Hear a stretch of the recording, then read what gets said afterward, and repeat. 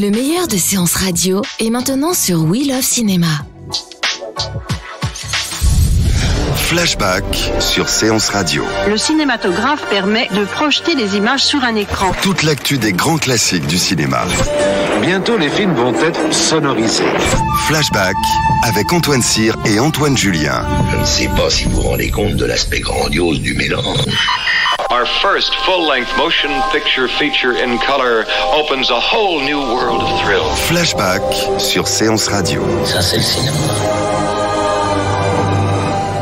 Alors Antoine, dans votre histoire de cinéma, on parle des grands studios hollywoodiens.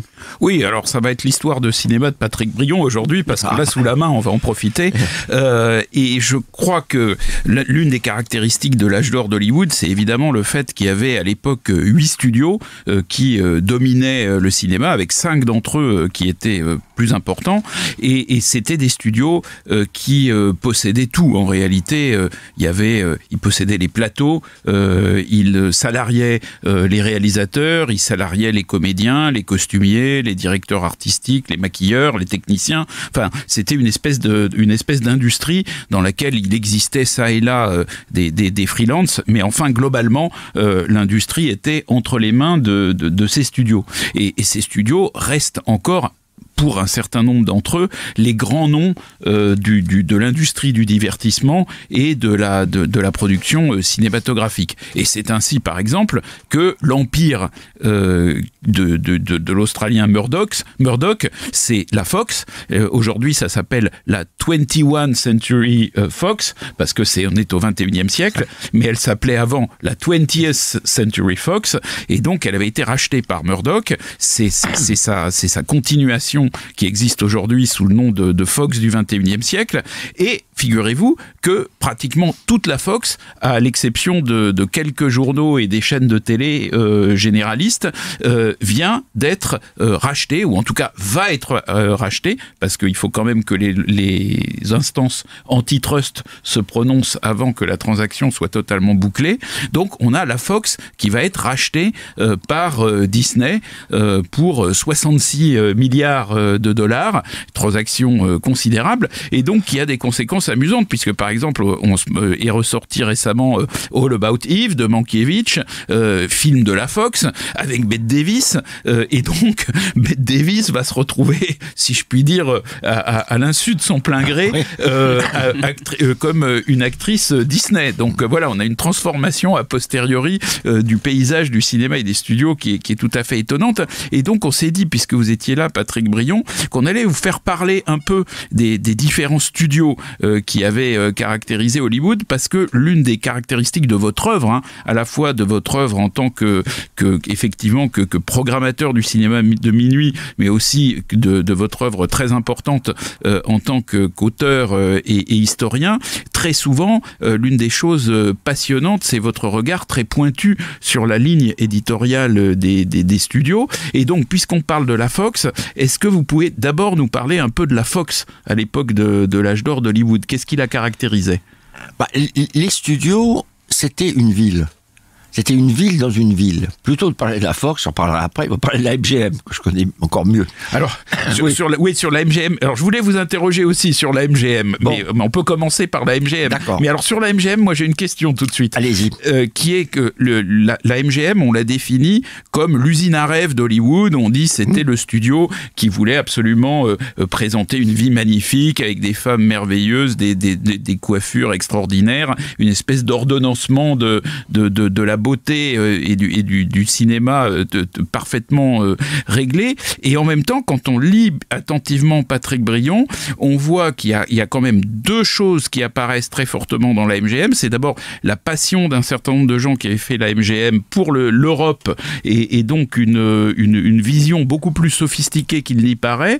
Et puis aussi, un truc qui n'est pas tellement connu, le fait qu'à certaines époques de la MGM, il y avait une fibre relativement sociale et qu'il y a eu des films qui étaient beaucoup moins des films de simple usine à rêve qu'on l'a dit quelquefois.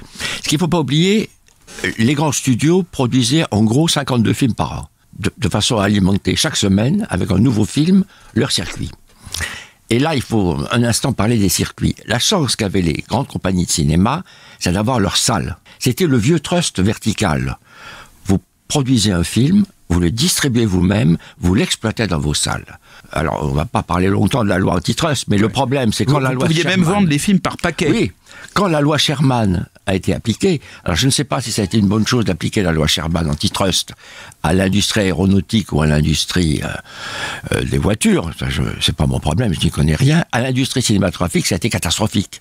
Parce que vous privez des studios qui produisent des salles de cinéma où ils vont passer leurs films. Et à ce moment-là, ils avaient la chance de pouvoir prendre tous les risques possibles. La MGM. Alors la MGM, on disait, mais ça, c'est un circuit. En effet, il faut que les femmes soient jolies, il faut qu'il y ait des histoires avec les enfants, etc. Louis Blaymeyer, il n'aimait que ça. Qu'est-ce qu'a produit Fricks ? Ce film qui est joué uniquement par des créatures victimes de malformations et qui est un film poétique, justement, qui est le plus beau film sur le droit à la différence. C'est la MGM.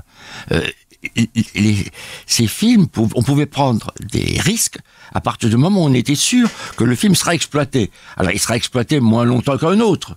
Mais Fricks, au départ, moi, j'ai un programme de Fricks. Fricks, il passe en même temps qu'un petit polar, il a toutes les chances. Alors, c'est sûr que vu son sujet, il aura la chance va aller en diminuant. Mais au départ, il a eu les mêmes chances. Et si on parle de la Fox, c'est la même chose. On pouvait prendre des risques. L'application de la loi Sherman a empêché d'appliquer les risques. Alors, je reviens au studio. Si vous prenez la MGM, il y avait 5000 personnes. Ces personnes vivaient entre elles. Alors, je ne vais pas faire un numéro de pipeau en disant que c'était une grande famille, mais c'était une grande famille. Parce que ces gens, ils déjeunaient à la cantine tous ensemble. Par secteur, les scénaristes déjeunaient entre eux, les dessinateurs de dessins animés déjeunaient entre eux. Il y avait une émulation formidable. Il y avait un travail exceptionnel. Moi, j'ai eu la chance de rencontrer le directeur de la MGM pour Paris, Robert Lacoste, avant qu'il meure, il y a une trentaine d'années. Il m'a dit que la MGM pouvait tourner en autarcie pendant 5 ans. Pendant 5 ans en autarcie complète. Tourner les 52 films par an. Le seul problème, c'était la nourriture. Parce que la nourriture, il fallait que ce soit frais, il fallait faire de la nourriture. Mais en revanche, les décors, il n'y avait pas de problème. Le balsa, le bois, il y avait tout ce qu'on voulait. Les costumes, il y avait tout ce qu'on voulait. Ou en costume déjà fait, ou en matière pour faire les costumes. Et tout était comme ça. Quand vous voyez les photos des ateliers de costumes, c'est hallucinant. Quand il y a eu, en 70, Kirk Kerkorian, qui était un magnat qui vient de mourir il y a quelques semaines, a acheté la MGM. Et il a décidé à ce moment-là, parce que c'est un homme qui n'aimait pas le cinéma, que ça ne devait plus être une compagnie de cinéma, mais une compagnie hôtelière. Donc, il a vendu. Il a vendu les terrains. À ce moment-là, on a cassé la maison de Judy Garland dans Andy Hardy, on a cassé toute la piscine de Esther Williams, etc. On a tout cassé, parce que c'était construit en dur. Et on a organisé une grande vente qui s'appelle la vente Weiss. La vente Weiss, il y avait 70 000 lots. 70 000 lots.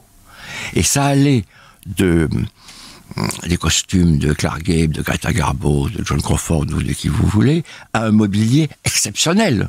Pour tourner Marie-Antoinette, le film de Van Dyke avec Norma Shearer et Tyrone Power, ils ont fait venir de France des pièces authentiques que des antiquaires ont acheté à bas prix d'un coup.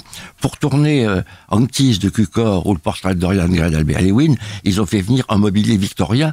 Ils n'ont pas fait venir 3 tables, ils ont fait venir des centaines de pièces.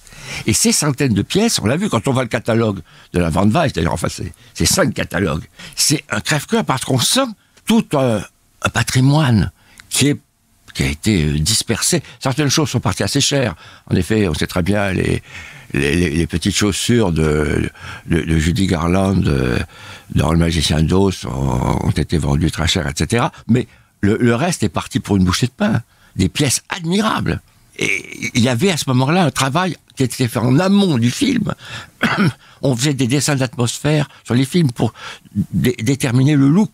Je vous donne juste un simple exemple. En 1936, ils décident de tourner le Roméo et Juliette, c'est Cukor qui doit réaliser. Il y a 3 gros books, et je les ai vus, donc 3 gros books qui sont faits d'une trentaine de dessins chacun, dans des styles complètement différents, pour voir quel est le look qu'on va donner au film. Alors, ils ne sont pas signés, les books.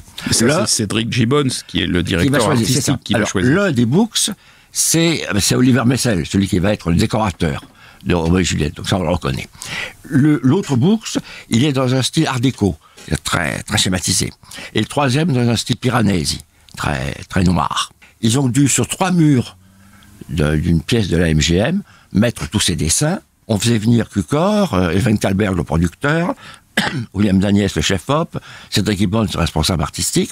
On va choisir quel look on donne au film. Alors, pas art déco, pas Piranesi. On va choisir donc ce qu'a signé l'autre, et hop, et on y va. Il faisait, pour certains films, alors les grands studios le faisaient, la MGM, la Fox, la Warner, mais surtout la MGM.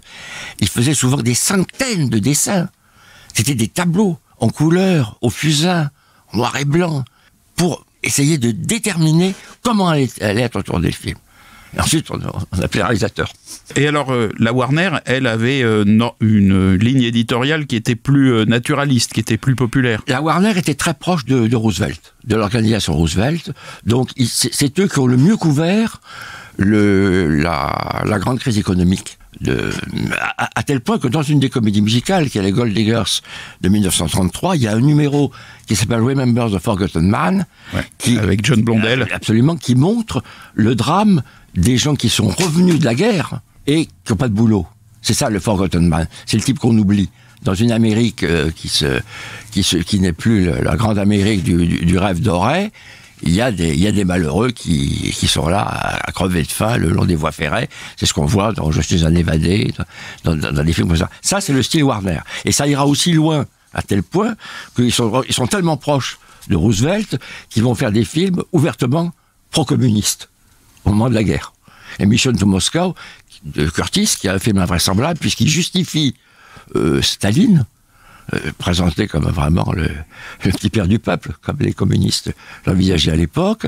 Il justifie le projet Tukhachevski, etc., disant Tukhachevski, c'était un ignoble trotskiste stipendié par les nazis. Eh bien, Patrick Brion, Antoine Cyr, merci beaucoup pour cet éclairage sur l'histoire des grands studios. Flashback sur Séance Radio. Le cinématographe permet de projeter les images sur un écran. Toute l'actu des grands classiques du cinéma. Bientôt, les films vont être sonorisés. Flashback avec Antoine Cyr et Antoine Julien. Je ne sais pas si vous vous rendez compte de l'aspect grandiose du mélange. Next épisode, votre émission 100% série. J'ai vu le jour sur Terre. Je veux changer le pays, Daniel, le transformer vraiment.